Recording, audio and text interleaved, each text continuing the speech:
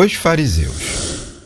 Os fariseus seguiam uma linha direta a partir dos Hassidins. Seu nome significa os que se separam.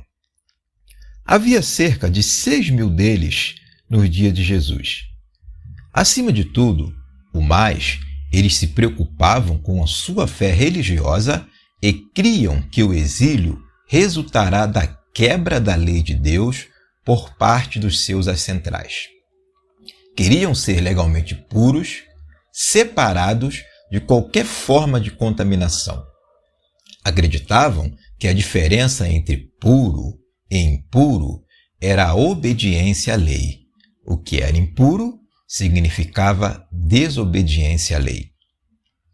Essa posição referente à lei criou problemas, porque apesar de haver 630 mandamentos na Torá, eles nem sempre são específicos. Se o dia de sábado tem de se manter-se santo, então o que exatamente pode ou não pode ser feito?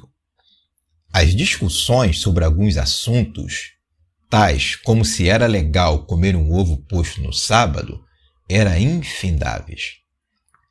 Os fariseus inventaram um conjunto de regulamentos destinado a impedir que as pessoas quebrassem a lei e tentaram aplicar a lei antiga às novas situações.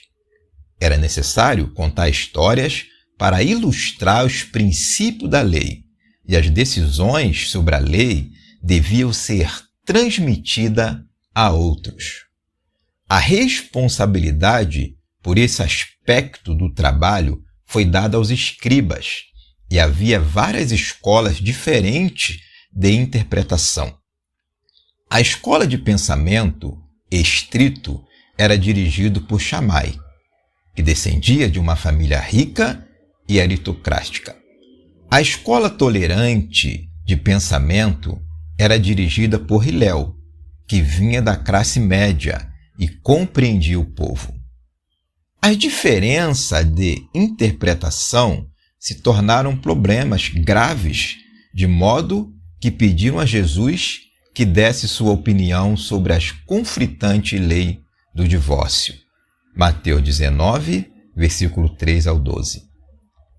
As interpretações da lei tinham pouca importância para o povo comum, que se recusava a juntar-se aos fariseus, havendo, portanto, bastante má vontade entre os dois grupos.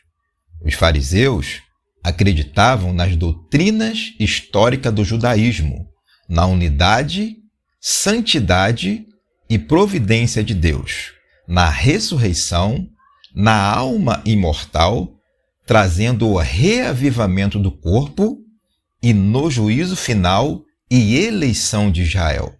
Eles davam o dízimo de tudo que possuíam e prezavam por uma vida de boa moral. Os fariseus sobreviveram a todos os outros grupos, e à medida que suas tradições progrediram, se tornaram os fundadores do judaísmo moderno. É difícil compreender por que havia tanto conflito entre os fariseus e Jesus. Jesus era popular junto ao povo comum, enquanto os fariseus não avançaram muito nesse sentido. O ponto essencial parece ser que, na sua ânsia de viver segundo a lei, os fariseus deixaram de entender qual o verdadeiro propósito da lei. Quando Deus deu originalmente a lei, ele o fez como um ato de graça suprema. O povo estava na escuridão, sem saber o que Deus queria. A lei dizia: "Este é o meu padrão.